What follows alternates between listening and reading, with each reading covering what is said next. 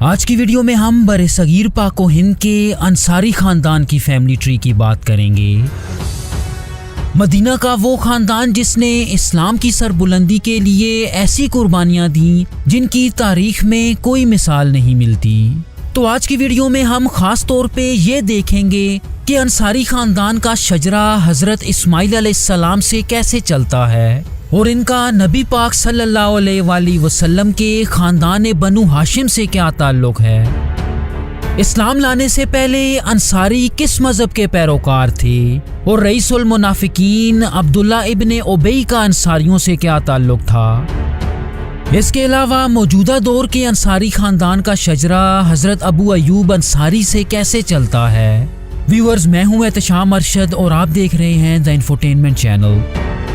اس family tree کو سمجھنے کے لیے ہمیں عربوں کے جد امجد حضرت اسماعیل علیہ السلام پہ جانا پڑے گا، اور جیسا کہ ہم جانتے ہیں کہ آپ علیہ السلام عرب کی سرزمین پہ آباد تھے۔ عرب کی سرزمین پہ رہتے ہوئے آپ علیہ السلام کی ایک بیٹی اور 12 بیٹے پیدا ہوئے جنہیں بنی اسماعیل کہا جاتا تھا۔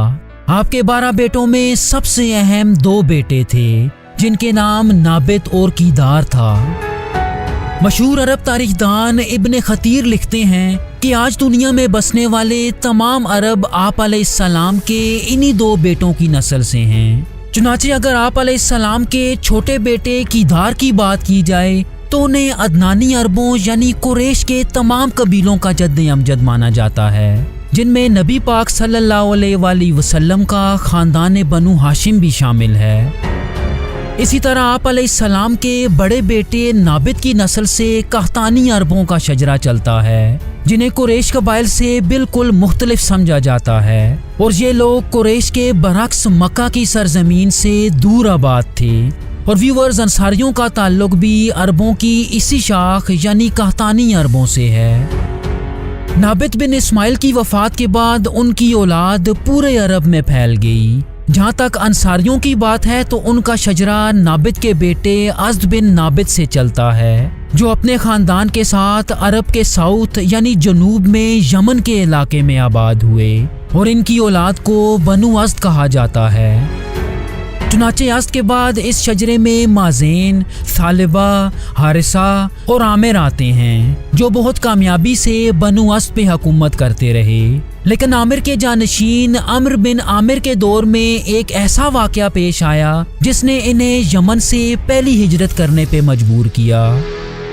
ہوا کچھ یوں کہ عامر کے دور میں یمن میں مارب کا ڈیم، جسے قدیم زمانے میں 2 پہاڑوں کے درمیان بنایا گیا تھا، وہ اللہ کے حکم سے تباہ ہو گیا اور یہ سارا علاقہ ڈوب گیا۔ اس واقعے کا ذکر قرآن میں سورۃ السبا میں آتا ہے۔ اس عظیم سیلاب کے بعد بنو ازد کے لوگوں نے یمن کا علاقہ چھوڑ دیا اور ایک جگہ کی تلاش میں پورے عرب میں بھٹکنے لگے۔ چنانچہ عمرو کے پوتے حارثہ کے دور میں ان لوگوں نے یثرب یعنی مدینہ میں پڑاؤ ڈالا۔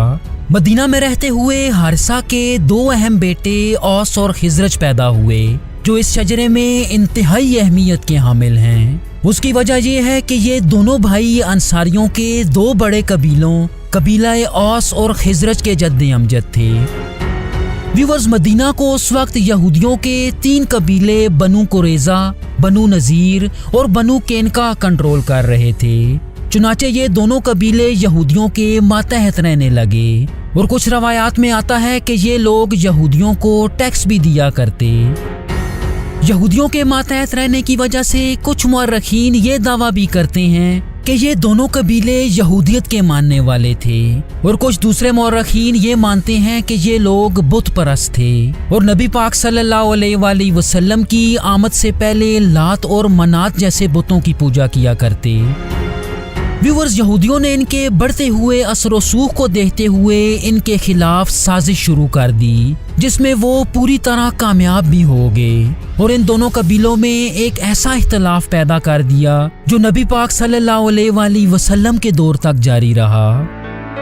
اگر قبیلہ اوس کے جد امجد اوس بن حارثہ کی بات کی جائے تو ان کا ایک بیٹا مالک تھا، جس کے آگے 5 بیٹے عمرو بن مالک، اوف بن مالک، ہاشم بن مالک، عمرہ بن مالک اور مرہ بن مالک پیدا ہوئے۔ मालिक के ये पांचों बेटे छोटे बड़े 5 अंसारी कबीलों के जद्द अमजद थे, जैसा कि आप स्क्रीन पे देख सकते हैं। व्यूअर्स, बरे सगीर में बसने वाले अंसारियों का ताल्लुक हारसा के दूसरे बेटे खजरज से था, जिसे कबीला बनु खजरज का जद्द अमजद माना जाता है।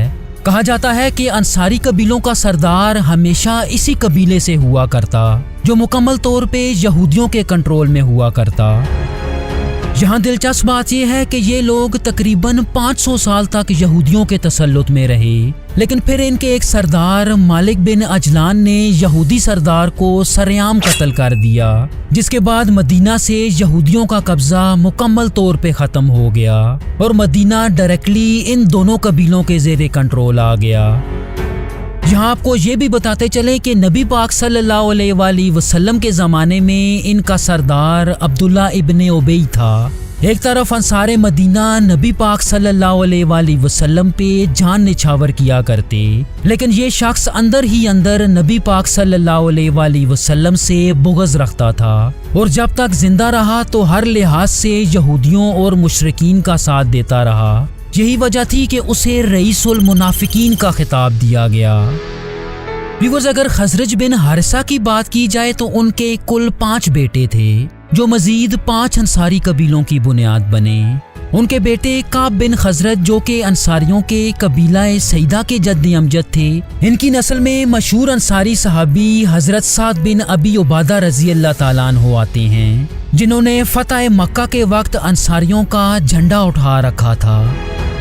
खजरज के बेटों में सबसे अहम अम्र बिन खजरज थे, जिन्हें अंसारियों के कबीला नज्जार का जद्द अमजद माना जाता है। व्यूअर्स, ये वो कबीला है जिसे आप सल्लल्लाहु अलैहि वसल्लम ने अंसारियों के तमाम कबीलों में सबसे बेहतरीन और अफजल कबीला करार दिया था। इस कबीले के अफजल होने की 2 वजूहात बताई जाती हैं। पहली वजह तो ये थी कि आप सल्लल्लाहु अलैहि वसल्लम की परदादी हजरत सलमा का ताल्लुक इसी कबीले से था। मतलब ये कबीला एक तरह से आप सल्लल्लाहु अलैहि वसल्लम के खानदान बनु हाशिम से जुड़ जाता है। दूसरी वजह ये थी कि हजरत अबू अय्यूब अंसारी रजी अल्लाह ताला अन्हु का ताल्लुक भी इसी कबीले से था। चुनाचे इस शजरे में अम्र के बाद अब्दुल औफ, सालिबा, कुलेब और फिर जैद बिन कुलेब आते हैं, जो हजरत अबू अय्यूब अंसारी रजी अल्लाह ताला अन्हु के वालिद और बनु नज्जार कबीले के सरदार थे।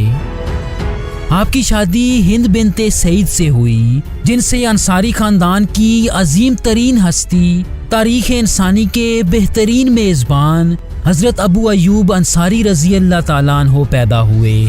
आप रजी अल्लाह ताला अन्हु का पूरा नाम अबू अय्यूब खालिद इब्न जैद अल नजारी अल खजरजी अल अज़दी अल अंसारी था। आप मदीना के उन गिने चुने सरदारों में शामिल थे, जिन्होंने सबसे पहले उकबा की वादी में आप सल्लल्लाहु अलैहि वसल्लम के हाथ पर बैत की। आपकी खास बात यह थी कि आपको दुनिया की अजीम तरीन हस्ती का मेज़बान होने का शर्फ हासिल है। जब आप सल्लल्लाहु अलैहि वसल्लम ने मदीना हिजरत की तो कमोबेश 7 माह तक हजरत अबू अय्यूब अंसारी रजी अल्लाह ताला अन्हु के घर में रहे। और व्यूअर्स, जैसा कि आप स्क्रीन पे देख सकते हैं कि आप रजी अल्लाह ताला अन्हु का घर ऐन इस जगह रोज़ा रसूल के बिल्कुल सामने हुआ करता था। व्यूअर्स, उन्हें अल्लाह के रस्ते में जिहाद का इतना शौक था कि कुफार के खिलाफ हर महाज पे फौज का हिस्सा रहे। हजरत अली रजी अल्लाह ताला अन्हु उनकी सलाहियतों से मुकम्मल तौर पे वाकिफ थे। यही वजह थी कि अपने दौर हुकूमत में उन्होंने आप रजी अल्लाह ताला अन्हु को मदीना का गवर्नर मुकर्रर कर रखा था। हजरत अमीर मुआविया के दौर में चूंकि मुसलमानों की आपसी खाना जंगी उरूज पे थी, तो इस खाना जंगी से दूर जाने के लिए आप रजी अल्लाह ताला अन्हु मुसलमान फौज के साथ कुस्तुनतुनिया रवाना हो गए और इंतहाई ज़ईफ होने के बावजूद अगली सफ़ों में लड़े। लेकिन जंग के दौरान आप रजी अल्लाह ताला अन्हु सख्त बीमार हो गए और इसी बीमारी की वजह से सन 674 ईस्वी में अपने खाले के हकीकी से जा मिले। उनकी वसीयत के मुताबिक उन्हें कुस्तुनतुनिया मौजूदा इस्तांबुल में दफन किया गया। उस्मानी सुल्तान मोहम्मद फातेह के दौर में उनकी कब्र मुबारक के ऊपर एक मज़ार बनवाया गया, जो आज भी इस्तांबुल में मौजूद है।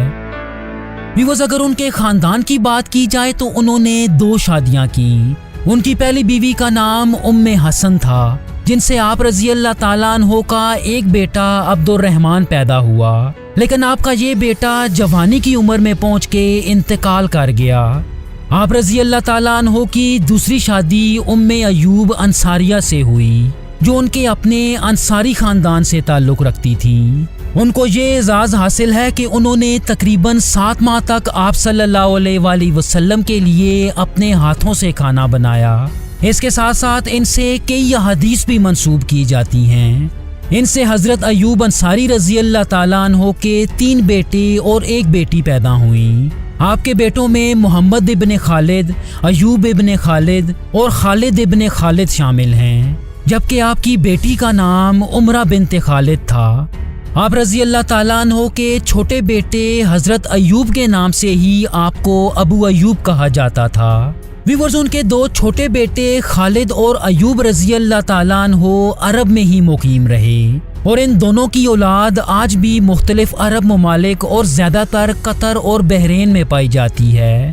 ویورز، جہاں تک برصغیر کے انصاریوں کی بات ہے تو ان کا شجرہ ان کے بڑے بیٹے محمد ابو منصور التابی سے چلتا ہے، جو تیسرے خلیفہ راشد حضرت عثمان بن عفان رضی اللہ تعالیٰ عنہ کی بھیجی گئی اس فوج کا حصہ تھے جنہوں نے خراسان فتح کیا، اور مسلمانوں کی فتح کے بعد آپ خراسان میں ہی آباد ہو گئے۔ چنانچہ اگلے تقریباً 500 سال تک آپ رضی اللہ تعالیٰ عنہ کی اولاد افغانستان میں بلخ اور ہرات کے علاقوں میں مقیم رہی، جہاں یہ خاندان اپنے علم اور تقوی کے لیے جانا جاتا تھا۔ محمد ابو منصور سے چند نسلیں آگے ابو منصور بلخی آتے ہیں، جنہیں انصاریوں کے شجرے میں انتہائی اونچا مقام حاصل ہے۔ کہا جاتا ہے کہ آپ ایک صوفی بزرگ تھے جنہوں نے اپنی زندگی کا زیادہ تر حصہ بلخ کے ایک صوفی بزرگ شریف حمزہ اوکیلی کی سرپرستی میں گزارا۔ کہا جاتا ہے کہ ہرات کے مرکزی بازار میں ان کی ایک شاپ یا دکان تھی۔ ان کا انتقال سن 1039 میں بلخ میں ہوا۔ ان کی اولاد میں سب سے اہم ان کے بیٹے خواجہ عبداللہ انصاری کا نام آتا ہے، جنہیں پیر ہرات کے نام سے بھی جانا جاتا ہے۔ آپ سن 1006 میں ہرات میں پیدا ہوئے، اور ان کا شجرہ تقریباً 9 پشتیں پیچھے حضرت ابو ایوب انصاری رضی اللہ تعالیٰ عنہ سے جا ملتا ہے۔ انہیں 11ویں صدی عیسوی کا ایک مشہور بزرگ اور فارسی زبان کے صوفی شاعر کے طور پہ جانا جاتا ہے۔ اس کے ساتھ ساتھ آپ مفسر قرآن اور حدیث کے بھی ایک بہت بڑے عالم تھے۔ ویورز، اگر ان کی اولاد کی بات کی جائے تو ان کے 5 بیٹے پیدا ہوئے، اور ان کے ان 5 بیٹوں کو برصغیر کے انصاریوں کا جد امجد مانا جاتا ہے۔ کہا جاتا ہے کہ ان کے یہ 5 بیٹے مختلف ادوار میں برصغیر ہجرت کر کے آئے۔ کچھ مورخین کا یہ ماننا ہے کہ یہ لوگ سن 1526 میں بابر کی فوج کے ساتھ ہندوستان آئے تھے اور برصغیر کے مختلف حصوں میں آباد ہوئے۔ جیسا کہ اگر آپ کے سب سے بڑے بیٹے خواجہ جابر کی بات کی جائے تو انہیں فرنگی محل کے انصاریوں کا جد امجد مانا جاتا ہے۔ ان کے دوسرے بیٹے عبد الرحمن یوسف پور میں آباد ہوئے، چنانچہ انہیں یوسف پور کے انصاری خاندان کا بانی مانا جاتا ہے۔ اسی طرح ان کے تیسرے بیٹے خواجہ ہاشم بزرگ کو علی گڑھ، چوتھے بیٹے قاضی محمد یوسف کو سہارنپور، اور 5ویں بیٹے قاضی محمد نعمت کو ککوری کے انصاریوں کا جد امجد مانا جاتا ہے۔ ویورز، شیر میسور ٹیپو سلطان کے آباء و اجداد کون تھے؟ ٹیپو سلطان کا مکمل شجرہ نسب دیکھنے کے لیے اسکرین پہ دی گئی ویڈیو ضرور دیکھیے گا۔ تھینک یو سو مچ۔ اللہ حافظ۔